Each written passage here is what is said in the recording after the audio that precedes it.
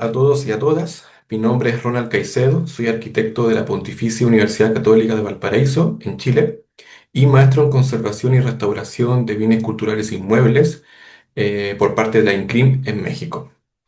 Mi presentación estará enmarcada en el Capañán, sistema vial andino, que corresponde a un sitio patrimonio mundial declarado en 2014, dentro, ¿cierto?, de la categoría de itinerario cultural, dado que corresponde a una extensa red de caminos, ¿cierto?, y senderos que fueron parte de la civilización andina acá en Sudamérica. Voy a compartir la presentación.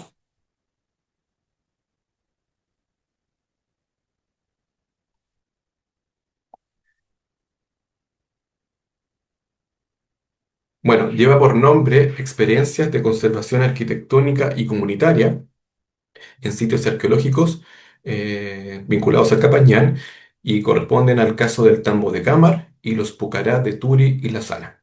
A medida que avance la presentación, voy a explicar, ¿cierto?, a qué corresponde un tambo y qué corresponde un pucará, ¿cierto?, dentro de las categorías de sitios arqueológicos que están vinculadas al Capañán en Chile. Bueno, ¿qué es el Capañán? Obviamente es la primera pregunta que tenemos que responder y corresponde a un camino principal de una extensa red de comunicación organizada, ¿cierto?, por la civilización andina y que durante el siglo XV fue articulada por el Inca como parte de su imperio, el Tahuantinsuyo. Este sistema vial de caminos longitudinales y transversales fueron usados como eje vertebral a la cordillera de los Andes.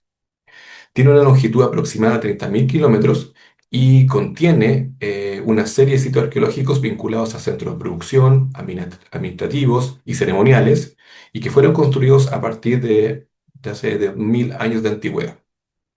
Se extiende desde el sur de Colombia hasta el norte de Chile y Argentina, y es una red que fue utilizada en diferentes periodos históricos para el traslado de pueblos, ejércitos, caravanas de llamas, transporte de mercancías y materias primas.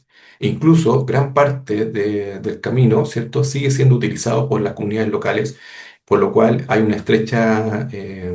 estrecho vínculo entre las comunidades locales que son parte, ¿cierto?, del Capañán. De alguna forma, este trazado vincula las tierras bajas desérticas del Pacífico con las húmedas del Amazonas a través de pasos de alto montañas que atraviesan, ¿cierto?, la cordillera de los Andes y el altiplano andino. Por lo cual es una expresión de relación de la gente, su adaptación al complejo paisaje andino de Sudamérica. También es importante decir que es una obra excepcional que da cuenta de la capacidad, conocimientos y aporte de las culturas andinas. Es una herencia, testimonio de la continuidad y existencia de los pueblos asociados al camino. Por lo cual tiene una importancia cultural que trasciende fronteras, sobre todo en el caso del Capañán, que esta declaratoria de Sitio de Patrimonio Mundial vinculó a 5 países, como les comentaba, desde Colombia hasta Chile.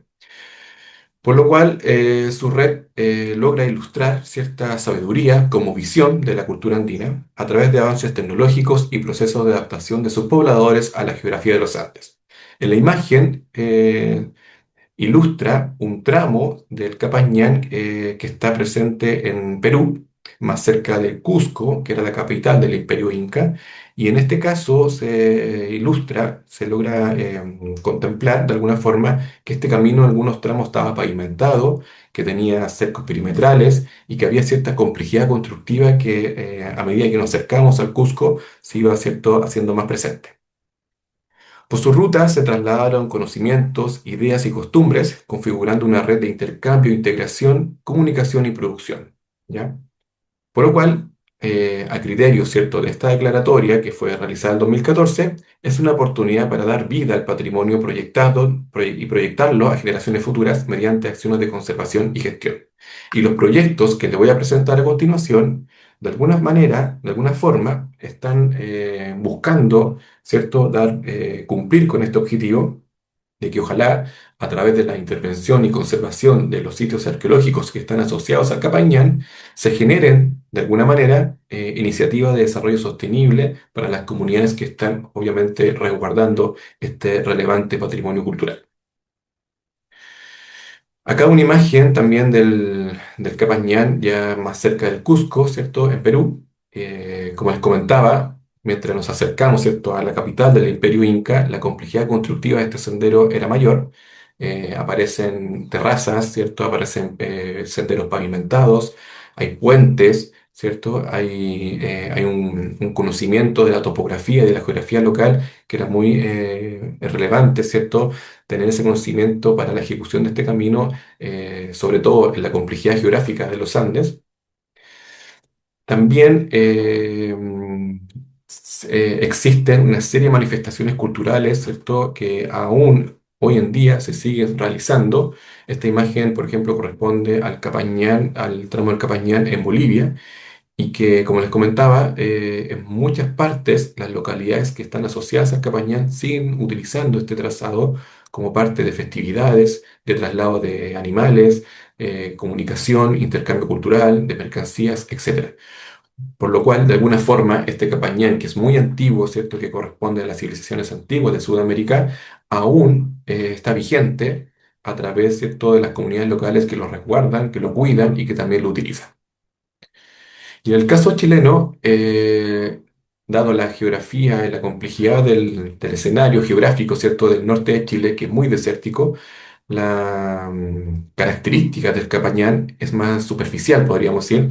No tiene una complejidad constructiva tan elevada como puede ser los tramos que están en Perú o en el norte incluso de Chile, sino más bien son huellas, pero que sí comunican localidades que están distanciadas cada 30 40 kilómetros y con una planificación, ¿cierto?, sobre el territorio bastante relevante y que de alguna forma transmite, ¿cierto?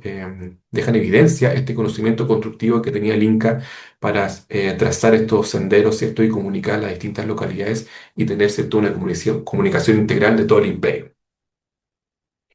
Bueno, el proceso de denominación del Capañán comienza en el 2001 cuando Perú registra en su lista indicativa el camino del Inca como un patrimonio que debería ser resguardado.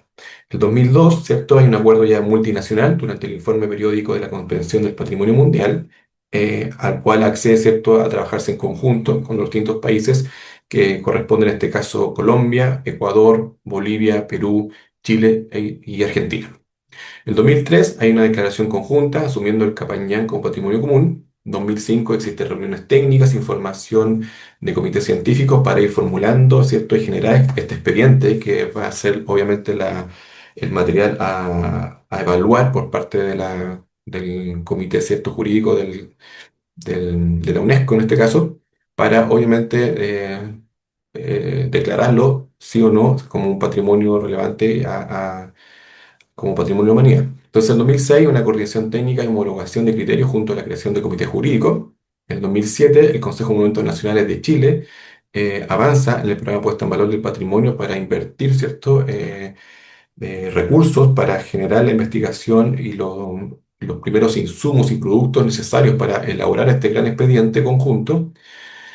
En el 2012 se consolida este expediente y la constitución del Comité de Nominación del Capañán. En 2013 se presenta ante la UNESCO el expediente de postulación para ingresar a la lista de Patrimonio Mundial y finalmente en 2014 se incorpora definitivamente al Capañán, Sistema Vial Andino, a la lista de Patrimonio Mundial. Esta declaratoria, expediente, ¿cierto? Que de alguna forma justifica su declaratoria como sitio patrimonio mundial, abarca al menos cuatro criterios, ¿cierto?, de los que obviamente maneja la UNESCO como los índices, ¿cierto?, para evaluar si un patrimonio puede ser considerado de esta categoría. Y el Capañán cumple, como les comento, cuatro criterios. El criterio 2 que dice que el Capañán exhibe importantes procesos de intercambio de bienes, comunicación y tradiciones culturales, ¿cierto? El criterio 3 dice que el Capañán es un testimonio excepcional y único de la civilización inca basado en los valores y principios de reciprocidad, redistribución y dualidad, ¿cierto?, construidos en el sistema singular del organizado como Tahuantinsuyo. Tenemos el criterio 4 que indica que el sistema vial andino Capañán es un ejemplo sobresaliente de un tipo de conjunto tecnológico, ¿cierto? Por lo cual es un sistema de comunicación y comercio continuo y funcional con habilidades tecnológicas de ingeniería excepcionales, lo que les comentaba anteriormente. Y el criterio 6 que indica que el Capañán jugó un papel esencial en la organización del espacio y la sociedad en una amplia zona geográfica a lo largo de los Andes. Entonces, al cumplir con el criterio 2, 3, 4 y 6, ¿cierto? Justificaron, de alguna manera, su declaratoria del 2014 como parte del listado del patrimonio mundial. De una manera más gráfica, podemos ver que esta extensa red, ¿cierto?, del Capañán se distribuye, como les comentaba, desde el sur de Colombia hasta la zona central, norte de Chile y Argentina. Y en Colombia hay 10 comunidades asociadas, ¿cierto?, al Capañán y una longitud del camino de 17 kilómetros. En Ecuador, las comunidades asociadas fueron 31 y la longitud del camino alcanzó alrededor de 108.000 kilómetros. En Perú existen 156 comunidades vinculadas al Capañán y una longitud de 250 kilómetros. En Bolivia, lo que se declaró como parte del Capañán fueron 85 kilómetros y las comunidades andinas que están vinculadas a estos sitios fueron 7. En Argentina, las comunidades asociadas fueron 18, con la longitud de 118 kilómetros. Y en Chile, la longitud del camino alcanza 112 kilómetros y las comunidades asociadas fueron 9, ¿ya? Estos kilómetros que le estoy como comentando a continuación son los que se fueron declarados como parte del sistema vial andino y como parte del sistema del sitio patrimonio mundial, pero no es igual a la red existente, dado que obviamente los caminos eran mucho más extensos, como les decía, son alrededor de 30.000 kilómetros. Entonces, al momento de ir evaluando qué tramos debían ser o no declarados, ¿cierto? Se fue acotando estos senderos, estos trazados, y obviamente se priorizaron los tramos que de alguna forma tuvieran comunidades asociadas y tuvieran un estado de conservación de alguna forma recuperable, podríamos decir, para iniciativas, ¿cierto?, de conservación y recuperación y gestión de estos sitios. ¿Ya? Y en Chile, el primer tramo que se identificó dentro de esta declaratoria es el Putre Zapahuira, que está en el norte de Chile, en el extremo norte, y que son alrededor de 11 kilómetros, ¿cierto?, con 11 sitios arqueológicos asociados. El segundo tramo fue Incahuasi a La Sana, ¿cierto?, alrededor de 18 kilómetros de extensión, con 9 sitios arqueológicos. El tercer tramo es de Cupo a Catarpe, alrededor de 13 kilómetros declarados, con 13 sitios arqueológicos asociados. El cuarto tramo es Camarpeine, con 25 kilómetros aproximadamente y con 24 sitios arqueológicos asociados. Y el quinto, el Portal del Inca, Finca Chañaral, que son el tramo más extenso, alrededor de 45 kilómetros, con 81 sitios arqueológicos asociados. ¿Ya? Y los proyectos que voy a presentar a continuación se enmarcan, ¿cierto?, dentro del tramo 2 y 4, ¿cierto?, del Capañán, Chile, y que se ubican en la región de Antofagasta, de nuestro país. El primer caso que les quiero comentar es el caso del tambo de Cámara. El tambo es una suerte de pequeña posada, un edificio, una edificación que formaba parte de este camino y que básicamente era utilizado como refugio, como almacenaje, ¿cierto? Una especie de hospedería para seguir obviamente transitando por el camino. Entonces son pequeñas construcciones que fueron realizadas principalmente por el Imperio Inca, dado que contienen un patrón constructivo que es muy característico de la cultura inca y que fueron emplazados estratégicamente, ¿cierto?, cada 25 o 30 kilómetros a lo largo del camino, sobre todo en el sector desde el norte de Chile hasta la zona central de Chile. ¿Ya? Y en el caso de Cámara, este está ubicado en la región de Antofagasta y su proceso de puesta en valor se inicia en 2009, cuando un equipo de la Universidad de Chile realiza el primer estudio científico del sitio. Después, en 2011, se hace un levantamiento del área de estudio a través del diagnóstico del Capañán en Chile, subtramo Camarpeine. En 2014 formó parte, ¿cierto?, de la inscripción del Capañán en la lista de Patrimonio Mundial de la UNESCO. Lamentablemente, en 2019, un aluvión, dado que está emplazado dentro de una quebrada, El 2019 hubieron lluvias muy intensas, ¿cierto? Ese año estival, durante la temporada estival, y se produce un aluvión que arrastró, ¿cierto?, esta infraestructura. Por lo cual, el 2021 se consiguen fondos para desarrollar un diagnóstico participativo y generar una propuesta preliminar, ¿cierto?, de conservación integral para el Tetambo. Y el 2022, a través de este primer estudio realizado en 2021, se realiza una excavación y limpieza arqueológica en el tambo de Cámara, como parte, ¿cierto?, de la estrategia que se planteó como conclusión de 2021. Y el 2023, ¿cierto?, se inicia este proceso participativo para fomentar el uso, mantenimiento y seguridad del Capañán, que da resultado, ¿cierto?, el proyecto que les voy a presentar a continuación. Bueno, el tambo de Cámara está ubicado, como les comentaba, en el norte de Chile, la región de Antofagasta. Acá está Antofagasta. Y esto está obviamente hacia la cordillera, bajo la ribera surponiente del Salar de Atacama, que es todo lo que está acá. Y como les comentaba, fue una estructura que fue arrasada por este aluvión del 2019, por lo cual al 2021 esta era la situación, ¿cierto?, en que se encontraba el tambo. Es una pequeña estructura, ¿cierto? Pero muy relevante para la comunidad local, ¿cierto? Y para este estudio, esta declaratoria, ¿cierto? Del Capañán como sitio patrimonio mundial. Acá podemos ver algunas imágenes de cómo se encontraba. Y bueno, dentro de los requerimientos que se nos solicitó para hacer este levantamiento diagnóstico fue obviamente tener una nube de puntos, un modelo tridimensional, ¿cierto? Del sitio, por lo cual utilizamos escáner láser para realizar ese levantamiento.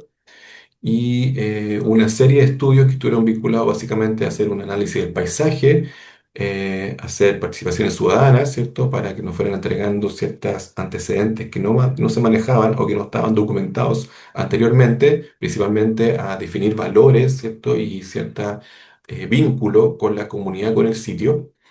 Y así una serie de productos que estaban, obviamente, eran parte del encargo inicial de conocer de la mejor manera posible la situación del tambo, qué es lo que había pasado, qué es lo que queda, y aquí cómo se podría ir revirtiendo, ¿cierto?, esa situación después del aluvión. Bueno, con el escáner láser y con otros implementos, ¿cierto?, de ese tipo, se realiza una topografía del lugar para realizar posteriormente un levantamiento arquitectónico. Y obviamente ya podemos como dibujar piedra por piedra, ¿cierto? Lo que quedó del tambo de Cámara para obviamente tener como base, ¿cierto?, de estudio este levantamiento arquitectónico.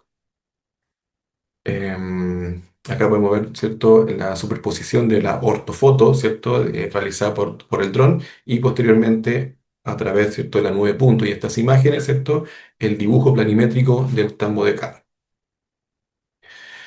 Acá unas comparativas de cómo se encontraba el 2011, previo al aluvión, ¿cierto? Y el 2021, posterior al aluvión. Con esa información logramos también definir una volumetría estimativa de la situación anterior al aluvión, que es lo que se ve como sombras verdes en este caso, en esta planimetría, y obviamente superponer la planimetría de los vestigios que quedaron, ¿cierto?, posterior al aluvión y que eran parte del levantamiento arquitectónico que se realizó en el lugar. Lo que hicimos en planta, también lo hicimos en corte de elevaciones, estimando, ¿cierto?, las alturas que conservaba antes del aluvión el tambo y ir superponiendo, ¿cierto?, lo que era existente hacia el 2021 y lo que eventualmente existía anterior al aluvión del 2019. Bueno, las conclusiones de ese diagnóstico 2021 generaron como tres vertientes, ¿cierto?, de medidas de intervención o de iniciativas futuras para realizar sobre el sitio. Y el nivel arqueológico determinó que existía la posibilidad de que se conservaran las fundaciones del tambo, cuya excavación y despeje podría permitir recuperar la lectura de la planta de la estructura, dado que si bien el aluvión arrastró material, también dejó a la vista, ¿cierto?, las bases originales del tambo, dado que todo lo que estaba antes del 2019 eran más bien intervenciones posteriores de carácter más bien histórico, cuando la comunidad usaba como corral de animales, ¿cierto?, el tambo, pero Aluvión arrasó ese material y dejó a la vista las bases de los muros incas, los muros originales del tambo. Entonces, desde el punto de vista arqueológico, era una posibilidad de hacer un sondeo, ciertas excavaciones, para determinar la planta original del tambo.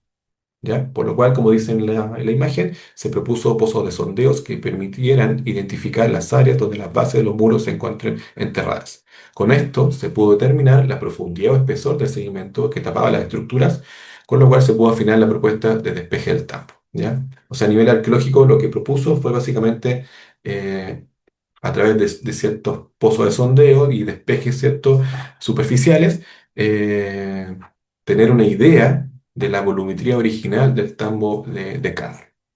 Del punto de vista geográfico, y el más complejo, se planteó la necesidad de evaluar medidas de mitigación o control de la quebrada para evitar nuevas inundaciones y nuevos aluviones que afectaran la estructura. Y del punto de vista arquitectónico, surge la necesidad de proyectar una infraestructura para su puesta en valor y recorrido, ¿ya? La comunidad también quería de alguna forma difundir este tambo a través del turismo, pero un turismo controlado, gestionado por ellos mismos, para intereses especiales. Con esas conclusiones, el 2022 se hace una excavación y limpieza en el tambo de Cana. Se logra, ¿cierto?, levantar este proyecto y que de alguna forma, a nivel arqueológico, era lo necesario para recuperar antecedentes, o sea, levantar antecedentes necesarios para su puesta en valor definitiva, ¿ya? Esto fue de financiamiento público del CERPAC, ¿cierto?, que es la organización que está a cargo, ¿cierto?, de la gestión de los sitios de patrimonio mundial acá en Chile.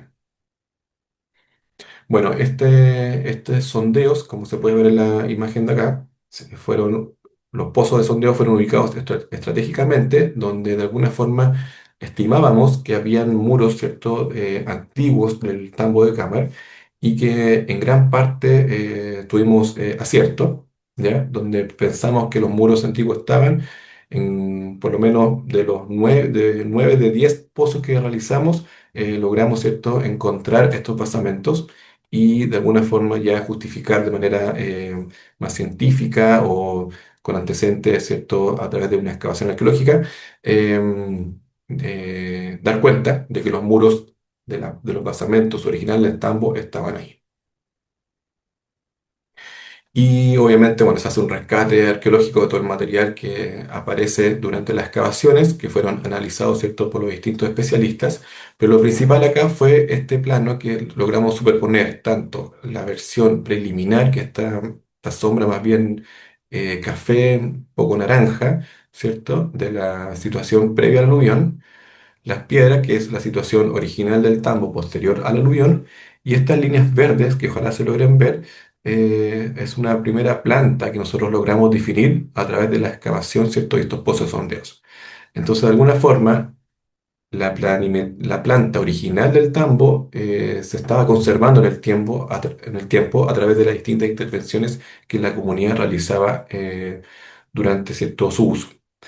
Esta otra estructura, que es menor, corresponde a unos pequeños recintos que eran de almacenamiento y cocina, dado que ahí se encontraron muchas mazorcas de elote o de choclo, como le decimos acá en Sudamérica, de maíz, por lo cual se entiende que eran más bien unas pequeñas colcas o pequeños recintos para almacenar y cocinar, ¿cierto?, el maíz. Pero el tambo, como estructura principal, corresponde a esta mayor, esta que está acá.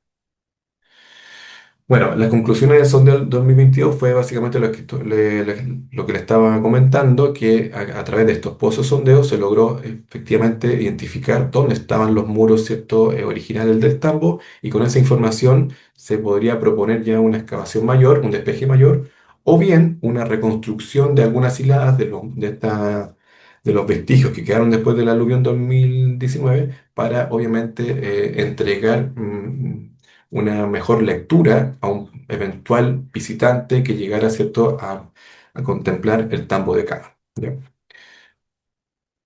Bueno, con esas conclusiones, ¿cierto? El año 2023, ¿cierto?, se realizan dos proyectos. Uno, el diagnóstico y propuesta del manejo de la quebrada de Cámara, que lo están realizando ingenieros hidráulicos, que básicamente corresponden a tener el control, ¿cierto?, de la quebrada y así minimizar posibles afectaciones futuras cuando nuevamente llueva con cierta intensidad en el lugar, dado que cada cierto periodo de tiempo llueve muy fuerte en la cordillera de los Andes a través de lo que se conoce como invierno boliviano y que todas esas aguas bajan por estas quebradas hacia el desierto. Pero eso está ocurriendo, como les digo, a través de la ingeniería. Pero en forma paralela, en 2023 también desarrollamos el proceso participativo para el fomentar el uso, mantenimiento y seguridad del Capañán, tramo Camarpeine, en el sector de Camar. Básicamente, a través de los antecedentes que hemos ido levantando, de alguna forma ir ordenando estos antecedentes, esta demanda por parte de la comunidad de ponerlo en valor, ¿cierto? Y ya iniciar un proceso de medidas que permitieran cierta conservación y gestión del lugar. ¿Ya? Bueno, lo que primero se realiza en este proyecto fue básicamente reclutar algunos comuneros, principalmente fueron mujeres, que se inscribieron en este curso, una suerte de taller, donde empezamos a hablarle, comentarle, ¿cierto?, qué implicaba ser sitio patrimonio mundial, transmitir de alguna manera conocimientos básicos de qué consiste, qué es lo que es el Capañán, qué implica que sea un sitio patrimonio mundial. Le pedimos cierta ayuda a una abogada para que nos diera ciertos antecedentes más bien jurídicos, que explicara un poco la ley, dado que como es sitio patrimonio mundial, en Chile, cierto, pasa a ser también monumento histórico a través de la ley de monumentos históricos. Y bueno, también trabajó un arqueólogo que contó un poco la historia del Capañán. También trabajé yo como arquitecto explicando sistemas constructivos tradicionales para que ojalá también fueran recuperando de alguna manera estas tecnologías más bien tradicionales del lugar.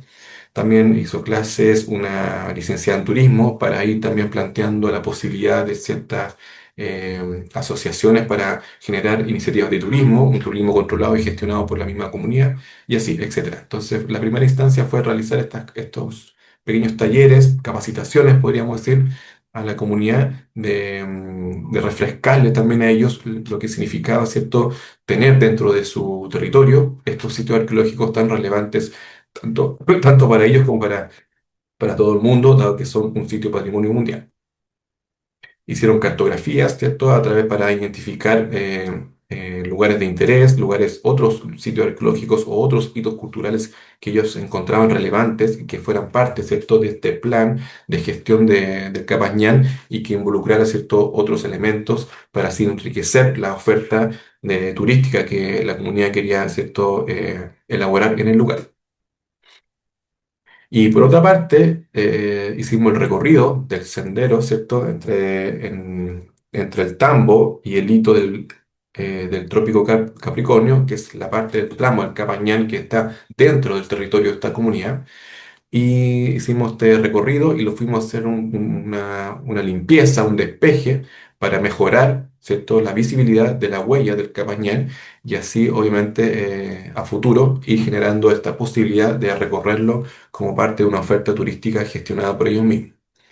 Entonces, se realiza este despeje, participó activamente la comunidad, pero también iban un equipo de arqueólogos de nuestro equipo, también equipo de arqueólogos del Consejo Monumentos, dado que este proyecto fue financiado con recursos públicos, y fue una bonita iniciativa, dado que también logramos hacer registro de este proceso, entrevistas a las comunidades y ya hemos ido levantando material que también permite generar otro tipo de productos de difusión cultural, ¿cierto? Para obviamente difundir de alguna manera, ¿cierto?, este patrimonio y esta comunidad de cámara que está bien organizada y que de alguna manera busca la puesta en valor de su patrimonio. Bueno, acá una foto del inicio de esa jornada y con esa experiencia la comunidad se entusiasma y en el año 2024 solicitan de nuevo con recursos públicos la reconstrucción de hiladas de muros históricos sobre muros originales del Tambo de Cámara, ruta del Capricornio Capañán, sistema vial andino.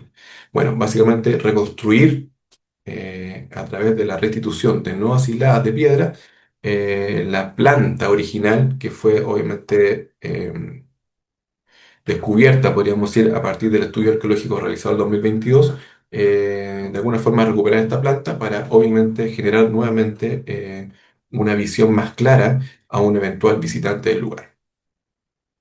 Bueno, el objetivo, como les comentaba, es mejorar la lectura de esta planta original del tambo y los criterios de ejecución fueron básicamente que las secciones de muros y cimientos visibles, la altura máxima a levantar fuese 1,30 m, en rigor era la altura máxima que tenía previo el aluvión, por lo cual tuvimos que mantenernos dentro de ese volumen, ¿cierto? Para evitar cualquier distorsión que no fuese autorizada por el Consejo Monumento. Las secciones cubiertas por capa aluvial, había que despejar las bases de los muros de cemento para obviamente instalar la primera piedra. Utilizar solamente la técnica constructiva de la pilca seca, que la pilca seca es básicamente una mampostería de piedra, pero sin argamasa, sin lodo, sin barro, para que pegara las piedras, sino más bien sobrepuestas sin ningún tipo de mortero y de alguna forma ocupar criterios de diferenciación a través de que la intervención nueva fuese más regular, ¿cierto? En cuanto a verticalidad como horizontalidad de la disposición de las piedras para diferenciarse de alguna manera con las mamposterías originales que estaban ya, que eran parte de los vestigios que se lograron, ¿cierto?, mantener después del aluvión y con eso generar esta diferencia y entender lo que era nuevo de lo antiguo, ¿ya? Y bueno, criterios de registro que tenía que ver con registrar, documentar todo este proceso durante la ejecución del proyecto. Y bueno, acá una planta donde teníamos ¿cierto? Los pozos de sondeo, donde estaban los muros originales, la sombra como era el tambo anterior al aluvión del 2019, las piedras que están dibujadas, ¿cierto? La situación original del 2021, y ya el proyecto aquí marca, ¿cierto? Una suerte de sombra naranja, donde, permiso, voy a conectar cargador, ya, donde del proyecto donde obviamente se proyectan, donde están los muros originales del tambo y sobre los cuales se iban a restituir estas hiladas. Entonces lo que es naranjo es la intervención y lo que era verde era la situación anterior al aluvión del 2019. Bueno, acá hicimos imágenes y ortoimágenes, después la intervención. Era una intervención una mínima intervención del sitio, pero que para la comunidad y para el Consejo Monumento fue una intervención bastante importante, dado que en Chile no se cuenta con un historial muy largo de este tipo de intervenciones donde exista efectivamente una restitución, una reconstrucción de elementos arqueológicos. No es muy común, pero en este caso, dado los antecedentes y dado la demanda de la comunidad por recuperar este sitio, se logra, ¿cierto?, gestionar estos recursos y ejecutar este proyecto. Acá podemos ver unas isométricas y una imagen, ¿cierto?, de la situación final de la intervención que logramos obviamente delimitar, ¿cierto?, la volumetría original del tambo y definir, ¿cierto?, los recintos que desde su construcción existían. Y con esto, con esta situación, la comunidad también se entusiasma nuevamente y logran ellos, a través de recursos privados, ¿cierto?, conseguir recursos para la puesta en valor del tambo a través de la construcción de una infraestructura turística. La imagen que vemos es un render, una imagen objetivo del proyecto que logramos, ¿cierto? Diseñar en conjunto a los profesionales del Consejo Monumento, nuestra consultora y la comunidad para, obviamente, proponer eh, una infraestructura coherente con el lugar y con el paisaje. Bueno, voy a ser un poquito más rápido. El proyecto lo que consistió básicamente en un mirador. Acá está el tambo. Eso, acá está el tambo. En la zona próxima al tambo, desde el punto de vista arqueológico, una zona muy sensible, por lo cual proyectamos que el sendero turístico tendría que tener cierta distancia al tambo, por lo cual nos ubicamos en este lugar sobre una pequeña loma para ubicar un mirador y desde el mirador, ¿cierto? Contemplar el tambo restituido y también todo el paisaje que se puede ver en el lugar que se ve todo el salar de Atacama, por lo cual también es muy interesante estar ahí. Y este sendero, bueno, este mirador se llega a través de un sendero, hay una pasarela porque hay que cruzar una pequeña quebrada y dentro de los requerimientos que se nos hicieron era ojalá garantizar cierta accesibilidad universal, si bien no es para sillas de rueda, pero sí tratamos de que este sendero fuera lo menos complejo posible y llegar al camino donde hay una recepción, una pequeña sala museográfica que da la bienvenida a este circuito. Logramos ejecutarlo entre el 2024 y el 2025. Esto fue recientemente inaugurado. Acá podemos ver el tambo ya restituido, podemos ver el mirador. Bueno, obviamente eh, contempló también el desarrollo de un diseño de paneles museográficos, paneles informativos que dan cuenta un poco del proceso histórico del lugar, una sombra para obviamente cubrirnos del sol. Acá podemos ver la pasarela que conecta el sector del mirador con la recepción. Y acá está la recepción que, como les comentaba, contiene una pequeña sala museográfica, una sombra. Bueno, y acá dentro del diseño arquitectónico quisimos más bien generar un sincretismo, podría decir, de arquitectura contemporánea a través de estructuras metálicas, un diseño más bien innovador, pero sí mantener dentro de las materialidades, ¿cierto? Materiales tradicionales, de construcciones tradicionales del lugar, por lo cual también aparece la piedra, aparece la pirca, aparece el barro, aparece la brea, que es este arbusto, esta fibra vegetal, que también lo ocupan para generar cielos, ¿cierto? Dentro de las construcciones tradicionales en la región, y con esos materiales de alguna forma reinterpretarlos, reutilizarlos, pero sí integrarlos como parte de la propuesta para lograr ese sincretismo, como les comentaba, de una construcción más bien contemporánea, pero que integra, como digo, elementos tradicionales. Los muros, por ejemplo, son de quincha, que la quincha se llama así a muros de madera, pero que están revestidos con tierra, que también es muy común en la zona norte de Chile, por lo cual, como de nuevo, logramos integrar esos elementos de construcciones tradicionales dentro de un diseño más bien contemporáneo. Y así evitar ciertos falsos históricos o simulaciones de construcciones, sino más bien ser honestos en el diseño desde ese punto de vista. Y lo bueno, de que consideró este proyecto, por otra parte, fue la construcción dentro del pueblo, que está un poco más arriba, un depósito arqueológico donde todo el material arqueológico que va surgiendo de las distintas excavaciones, investigaciones y hallazgos que hace la comunidad en el territorio, vayan siendo, ¿cierto? Guardados en este lugar y, y conservados por ellos mismos. Y este lugar cumple con todos los requerimientos mínimos que el Consejo Monumento establece para ser considerado como un depósito arqueológico. Por lo cual ha sido un proyecto muy interesante, dado que no es muy común también en Chile que comunidades tengan a disposición un depósito arqueológico que ellos mismos puedan gestionar. Y en este caso se logró y se fue muy valorado por parte de la comunidad. Bueno, ahora pasamos al otro caso, que es el Pucará de Turi. Y el Pucará es una suerte de aldea, pero fortificada, dado que antes del Imperio Inca, durante los desarrollos regionales, intermedio tardío, en esta zona hubieron muchos conflictos entre distintas comunidades locales. Y esos conflictos llevó al desarrollo de los pucará, que eran estas aldeas o caseríos fortificados, ¿ya? Y en el caso del Pucará de Turi, que está un poco más al norte del Tambo de Camar, logramos desarrollar una serie de medidas de emergencias en la Cayanca, que es el edificio principal de este Pucará, y sus consecuencias en la sociabilización de este proyecto, dado que a través de la intervención de emergencias de la Cayanca, que es este edificio de adobe que se ve acá, que es un edificio inca, o sea, realizado, construido durante la ocupación inca de este Pucará, las consecuencias de ese proyecto motivaron también a la comunidad a buscar otro tipo de proyectos, iniciativas para poner en valor el Pucará de manera integral. De alguna forma, siguiendo el ejemplo del caso anterior de la comunidad de Cámara. Bueno, en el caso de Turi está ubicado muy cerca de Calama. Calama es la ciudad que está en la parte alta de la región de Antofagasta, alrededor de 3 o 4 horas de la ciudad de Antofagasta. Y esto está obviamente hacia el nororiente, ¿cierto? Hacia la cordillera. Y el proyecto tenía por objeto recuperar las condiciones originales de los elementos estructurales dañados con el objetivo de revertir el estado de conservación y vulnerabilidad en que se encontraba el monumento, ¿ya? Acá podemos ver el Pucará de la Sana y la Cayanca que está acá en el centro.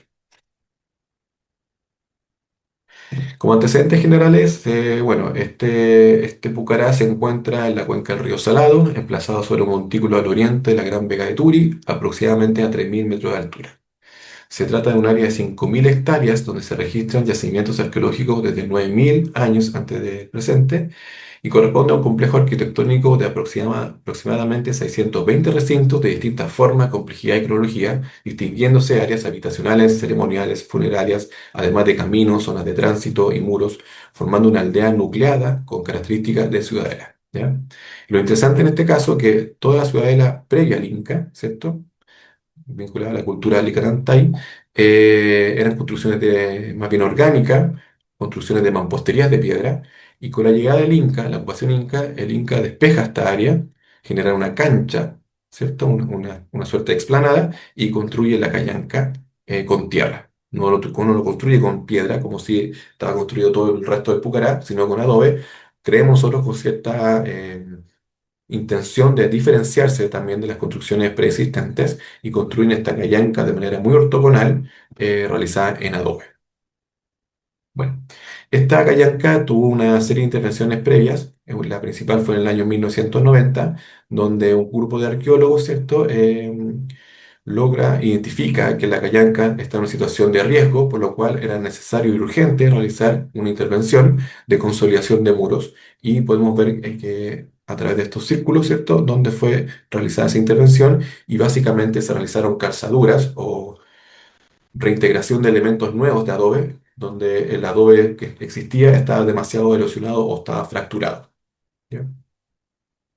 Bueno, dentro del encargo se nos solicitó realizar un diagnóstico, obviamente, y establecimos que el estado de conservación del monumento era malo, dado que presentaba algunos elementos en estado de emergencia, principalmente por socavamiento de las partes bajas de los muros, debido a las lluvias, a las inclemencias del clima, al viento. Entonces, las bases de los muros principales estaban con estas erosiones bastante importantes y que de alguna forma eh, estaban en una situación de inestabilidad estructural, por lo cual era urgente realizar de alguna manera reintegración de masa en esos socavamientos.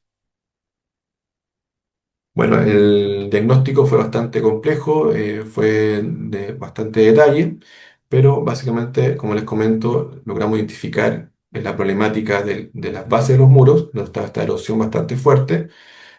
Habían oquedades, ¿cierto? Perforaciones también en los muros, realizados por un ave que anida en el lugar, por lo cual era bastante también preocupante en algunos casos.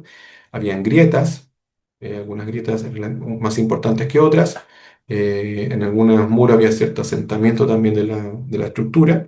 Entonces se reidentificaron una serie de daños, de los cuales tuvimos que priorizar cuáles eran los más urgentes a intervenir para ser parte de este proyecto. Acá también unas elevaciones, ortoimágenes de los muros, de elevaciones laterales de los muros longitudinales. Y como les comento, lo más preocupante era esta situación que en algunos casos parte de la base de los muros estaba ya demasiado erosionada. Acá otra imagen de la problemática. Y bueno, y realizamos obviamente con el levantamiento arquitectónico y con el diagnóstico una planimetría de intervenciones donde empezamos a identificar qué áreas eran las más críticas y qué tipo de intervención se tenía que realizar para revertir el daño ya causado en el lugar. Acá podemos ver, ¿cierto?, una elevación de un muro principal. Podemos ver que tuvimos que generar cierta restitución de mamposterías de piedra como parte de los zócalos, o sea, así del zócalo o sobre cimiento, parte de la fundación de estos muros, y la reintegración de adobes y masa en la parte donde era de tierra. Acá otra planimetría, elevación norte del interior, donde de nuevo, ¿cierto?, identificamos estos daños. Bueno, lo importante acá también fue que realizamos una suerte de extracción de muestras para, ojalá, los adobes nuevos que se iban a integrar fuesen también muy similares en cuanto a la calidad plástica y composición de la tierra que íbamos a utilizar para los nuevos adobes, fuera lo más similar posible a la calidad de la tierra que estaba presente ya en la callanca, por lo cual se hicieron una serie de toma de muestras de distintos adobes y morteros de la callanca y también hicimos lo mismo con distintas canteras de materias primas, donde eventualmente nosotros íbamos a recoger material para elaborar nuevos adobes. Entonces, con ese cruce de las muestras de la callanca con estas muestras de canteras de materia prima, ¿cierto? Teníamos que buscar la solución o la mezcla más coherente o ¿cierto? Más compatible con las condiciones preexistentes en la callanca. Esas las muestras fueron al laboratorio y así, ¿cierto? Se tuvo como también antecedente dentro del proyecto. Una vez que teníamos ya realizado el levantamiento, las tomas de muestras, ¿cierto? Y todo ese el levantamiento crítico, diagnóstico de la callanca, pasamos obviamente a la etapa de diseño y obviamente establecimos ciertas acciones, criterios de intervención generales y algunas acciones específicas que iban a ser como la filosofía del diseño, ¿cierto? De la intervención. Como criterio de intervención, tenemos que efectivamente estamos trabajando sobre un sitio de patrimonio mundial, por lo cual de alguna manera hay que ser mucho más prudente y mucho más, eh, más científico tal vez en la manera de presentar las pruebas y los antecedentes para justificar de mejor manera la intervención, que tiene que ver con el segundo criterio, que es investigación y documentación. Obviamente mantener lo más auténtico posible el edificio, obviamente mantener lo más íntegro, ¿cierto? Su lectura mínima intervención, pero obviamente tensionarlo con la seguridad, o sea, vamos a intervenir lo menos posible, pero también que nos permita garantizar que el edificio es estable, siempre con la participación multidisciplinaria. Como parte de nuestro equipo, tenemos siempre presente que ojalá todas las propuestas que nosotros nos propone como profesional y especialista en este tipo de proyectos, que las acciones y partidas que uno propone para la obra sean viables de ejecutar. Por lo cual la viabilidad de las intervenciones tiene que ser un criterio siempre presente en este tipo de proyectos. Y para terminar, y lo más importante es que todo el proceso fue coordinado permanentemente con la comunidad local. Y en cuanto a las acciones específicas, obviamente se pretende consolidar los muros, ¿cierto? A través de acciones que nos permitan garantizar y asegurar la durabilidad en el tiempo del bien y del cumplimiento de los requerimientos del contrato, la reintegración de algunos elementos, básicamente la reintegración de masa, para devolver la unidad a los elementos arquitectónicos y constructivos dañados, principalmente a través de calzaduras y el cosido de grietas, y la integración, como las acciones que tienen que ver con contribuir con nuevos elementos en la consolidación de los paramentos con el propósito de garantizar estabilidad y unidad visual del bien. Y que en este caso fue más bien la integración de morteros de cal en las bases de los muros. Dado que no había cal en este edificio, pero sí creímos importante integrar un porcentaje de cal, sobre todo los morteros de las mamposterías de piedra, para así garantizar mayor durabilidad. Y así pasamos al diseño de la propuesta, el partido general, descartar desarmes puntuales de la estructura, priorizar la consolidación de los muros con mayor riesgo, dar cumplimiento al criterio de autenticidad, que se deberá diferenciar a cierta distancia los elementos reintegrados y los integrados de los elementos existentes, y eso lo trabajamos bien con la regularidad de que nos daba el adobe nuevo respecto al adobe existente que está obviamente erosionado, ¿cierto?, en sus puntas, en sus bordes, por lo cual el adobe nuevo obviamente generaba esta diferenciación. Reintegrar más a las principales oquedades de los muros intervenidos y liberar el área de escombros y flora superior que genere deterioro a la estructura, al igual de rellenar las excavaciones abandonadas en el interior de la cañanca. Sí, al interior de la cañanca había unas excavaciones de gente que hizo estas excavaciones buscando tesoros y cosas así, por lo cual también creemos prudente en ese momento rellenar estas excavaciones y así homologar de alguna forma el nivel del suelo exterior. Y así iniciamos el proceso de la ejecución. Hubieron intervenciones de distinto tipo, básicamente, como les decía, la consolidación de los muros. Realizamos estos apuntamientos de madera que eran provisorios y que no estaban anclados al suelo, por lo cual tenían que tener cierta plataforma en la base para poner peso y así, obviamente, garantizar que iban a funcionar en la eventual sismo o alguna mala maniobra de un trabajador para mantenerse todo siempre estable en los muros que estaban siendo trabajados, sobre todo en las bases. Por lo cual era necesario desde el punto de vista estructural tener estos refuerzos provisorios para ser instalados durante la ejecución. Bueno, acá la planimetría, podemos ver los apuntalamientos, podemos ver las áreas que fueron definidas como parte de la intervención, lo que están acá en rojo en la base de los muros, y se genera esta imagen objetivo donde obviamente se trabaja de manera digital cómo está el muro y cómo iban a quedar posteriormente. ¿Ya? También las planimetrías con la intervención, cosido de grietas, reintegración de adobes, etcétera. Planimetrías de detalles, de las distintas soluciones que se fueron realizando en el lugar. Básicamente calzaduras, inyección de barro, inyección de morteros, cosido de grietas, la restitución de materiales, etcétera. El relleno de oquedades, que como les comenté, hay un pájaro que hace anidos, ¿cierto? Anida en esto, un ave que anida en estos muros, por lo cual también en algunos casos era preocupante y era mejor tal vez rellenar con barro esas oquedades y así reintegrar masa a los muros de adobe, que es el principal, ¿cierto? Criterio constructivo de este tipo de edificios, de que ojalá mantener la masa lo más posible para que funcione como un sistema constructivo estructural en un eventual terremoto. Y acá en estas imágenes, como les comentaba, la imagen situación original y la imagen como debería quedar, ¿cierto?, después de la intervención. Y con este proyecto, obviamente fue el que se realizó y lo queremos ejecutar. Bueno, acá otras imágenes de la planimetría. Acá el proceso, cómo se elaboró las distintas muestras de materias primas para buscar, ¿cierto?, la dosificación más similar a la callanca y hacer la restitución de elementos.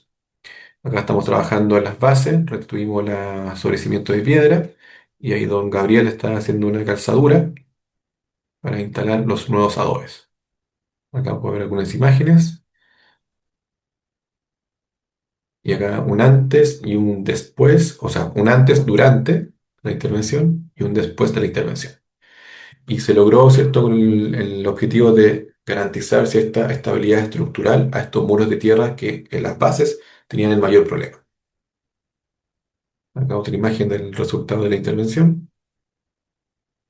Y este proyecto fue bien evaluado por el Consejo de Monumentos, fue bien evaluado por la comunidad y como les comentaba, generó de alguna forma que la comunidad demandara mayores recursos y otras iniciativas para ir avanzando, ¿cierto?, a la puesta en valor integral del sitio para su gestión.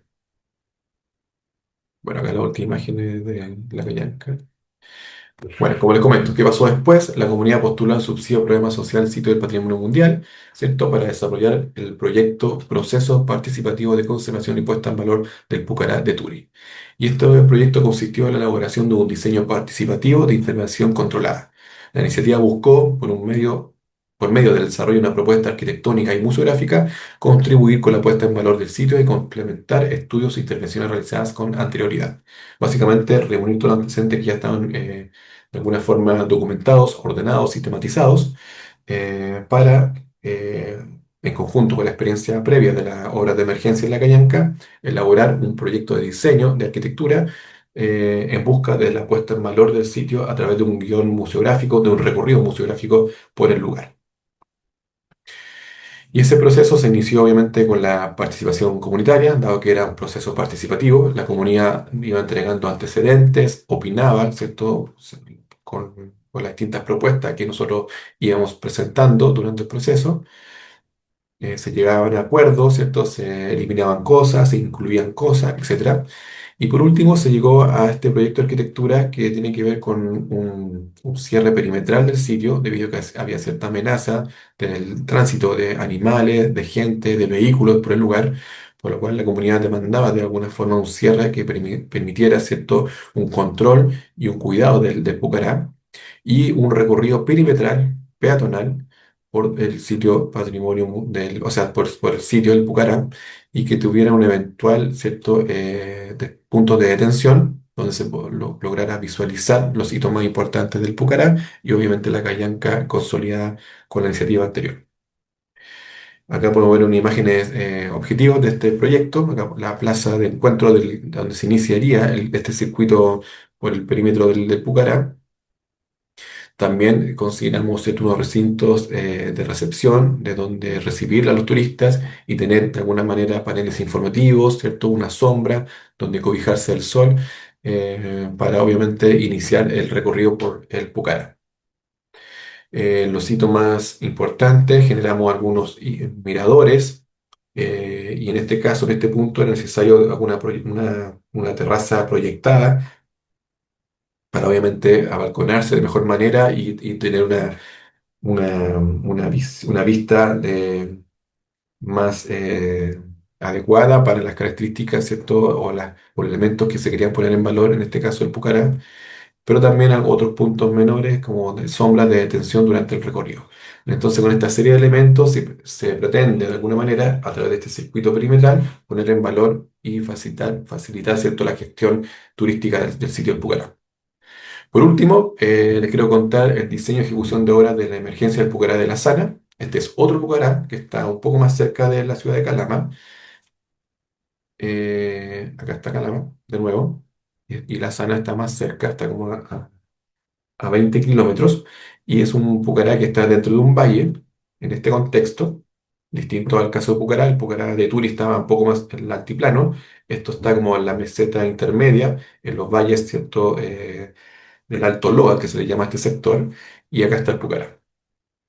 Ya, entonces, en este contexto paisajístico se ubica este sitio que también es bastante interesante, muy importante y muy relevante, y que la comunidad también solicitó recursos públicos para la intervención de este sitio a través de medidas de emergencia. Obviamente, el primer encargo fue desarrollar un diagnóstico del estado de conservación, y también establecimos que estaba en una situación, un estado de conservación malo, con algunos elementos en emergencia, debido a que hay colapsos puntuales de algunos muros y terrazas, debido a la falta de mantenimiento principalmente y a las continuas lluvias que se están, eh, que están pasando, ¿cierto?, en este lugar durante las temporadas estivales, durante las lluvias de verano. ¿Ya? Entonces hay una serie de problemáticas, tenemos socavamientos, colapsos, grietas, tenemos presencia de humedad, donde hay partes muy críticas, y también acumulación de aguas donde se aposa, ¿cierto?, en las distintas terrazas de este Pucará, y van generando estas cárcavas en el terreno, que van desprendiendo material, van arrastrando material arqueológico incluso, por lo cual también es una problemática que de alguna manera tenemos que proponer una solución. Acá una otra imagen del Pucará. Obviamente el levantamiento se realiza con dron, con fotografías manuales, en este caso lo realizamos con el láser, pero sí logramos generar un modelo tridimensional del Pucará a través de fotografías y programas especializados para este tipo de proyectos, y logramos esto a través de ese modelo 3D, generar una topografía del sitio, ¿cierto? Y la geógrafa también elaboró un mapa de riesgo del lugar, ¿ya? Bueno, acá podemos ver una isométrica del sitio arqueológico a través de este modelo tridimensional que logramos realizar, bastante grande, tiene una serie de recintos bien complejos, y obviamente para la comunidad local es un lugar de carácter más bien sagrado. Bueno, los daños principalmente, o sea, los daños principales identificados fueron los colapsos parciales, pérdida de hiladas superiores de muros, presencia de humedad en las bases de muros, desprendimientos en bases de muros, erosión de morteros en las bases de los muros, dado que la humedad es el factor, o sea, el agente de deterioro más presente en este caso. También hay erosión de suelos por escurrimientos, acumulación, pozas de aguas lluvias, grietas verticales y desplomes. ¿Ya? Esos son como los daños principales que fueron identificados, y que de alguna forma este proyecto tiene que buscar la manera de minimizarlos o revertir, ¿cierto?, el daño generado. Se realizó una planimetría de daños. Acá podemos ver, ¿cierto? Todas esas flechitas son los escurrimientos de aguas lluvias por donde va bajando el agua, y cómo va arrastrando material, va generando estas cárcavas en el suelo, estas pozas, manchas azules son las pozas, y obviamente van afectando principalmente las bases de los muros, ¿ya? Y en algunos puntos es tan crítica la situación que ya ha generado colapsos. Bueno, acá un video del modelo, que esto se lo presentamos a la comunidad para que ellos fueran entendiendo, ¿cierto?, la problemática, por dónde va escurriendo el agua, y tener este material gráfico que para la comunidad siempre es importante tener para explicar, conversar, ¿cierto?, e ir definiendo acciones y algunas medidas de control de estos daños.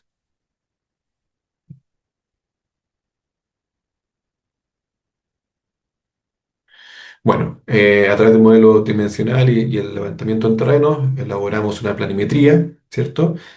Donde identificamos los distintos daños. Acá coloqué los daños principales, ¿cierto? Estos colapsos, estos socavamientos, ¿cierto? Y también tenemos a través de modelos 3D podemos lograr estas imágenes tridimensionales, ¿cierto?, del lugar donde está afectado para, obviamente, posteriormente generar la planimetría definitiva de intervención.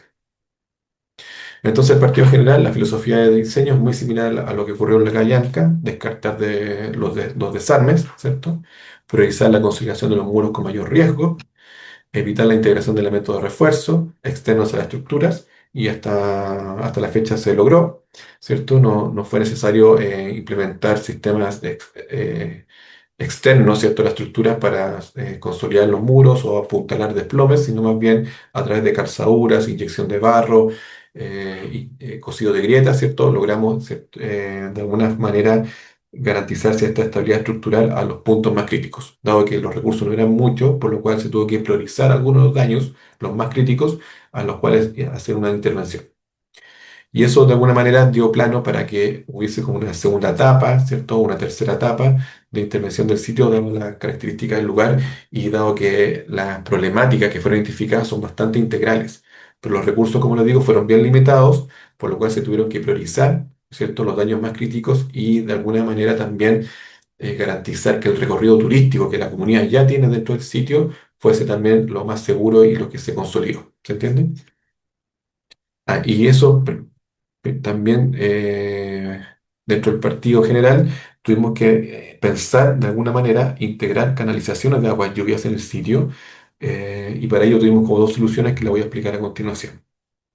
Bueno, acá está el listado de partidas del proyecto y acá la planimetría de intervención. Entonces, hay dos tipos de soluciones para las canalizaciones de agua. Está la formalización de escurrimientos de agua, que son estos trazados rojos, ¿cierto?, que básicamente consiste en una excavación un poquito más profunda, un poco más amplia, más abierta, donde se genera un geotextil como base y sobre este generar eh, una suerte de ripio de piedra, ¿cierto?, que permita filtrar el agua y ordenar de alguna manera y minimizar la velocidad que alcanza el agua bajando por estas distintas terrazas para evitar así, obviamente, que la erosión avance. Y las líneas naranjas, no sé si se verá tan bien, pero están acá, son ya canales de aguas lluvias que están realizadas en el sitio, que básicamente son una excavación de 20 por 20 centímetros, revestido en piedra y que permite canalizar aguas lluvias también y así evacuar lo más rápido posible el agua lluvia dentro del recinto hacia afuera del recinto, del Pucará. Bueno, y hay otras tipo de partidas como restitución de hiladas, consolidación de las bases de muros, reconstrucción de los colapsos, etcétera. Acá podemos ver también una solución tipo para despiches de agua lluvia, que esta pequeña gárgola, podríamos decir, dado que se propuso en un momento hacer unos drenes en algunos puntos donde se convergen más distintas canalizaciones de agua lluvia y evacuar hacia el exterior a través de esta garganta de piedra. Y todas estas soluciones arquitectónicas, de alguna manera, son recuperadas del mismo sitio, dado que el sitio ya contaba con algunas soluciones tipo que son como replicadas por el proyecto. ¿Ya? Le voy a explicar un poco más adelante. Bueno, acá una reconstrucción de muro, acá una reconstrucción cosido de grieta, ¿cierto? Distintas intervenciones. Acá estamos, bueno, arneando tierra durante la excavación arqueológica. Acá estamos formalizando un despiche, como una suerte de perforación del muro por donde pasan las canalizaciones de agua lluvia. Viene una canal de acá arriba, atraviesa el muro con este despiche y cae, excepto sobre un sumidero, podríamos decir acá, y que también se genera otra canalización de agua lluvia. ¿Bien? Y ese tipo de proceso, como les comentaba, están las dos tipos de soluciones, que está geotextil que va por abajo y que está rellenado con piedras y que permite formalizar estos corrimientos mayores de agua lluvia. Y la otra solución son estas canalizaciones de agua lluvia que les había comentado, que era de 20 por 20 en promedio y que de alguna forma van recogiendo las distintas aguas y por lo general rematan en un despiche, en una perforación del muro que permite evacuar el agua hacia la terraza que está más abajo o hacia el exterior ya del Pucará. Acá una reconstrucción de muro y acá también formalización de escurrimiento de agua y lluvia.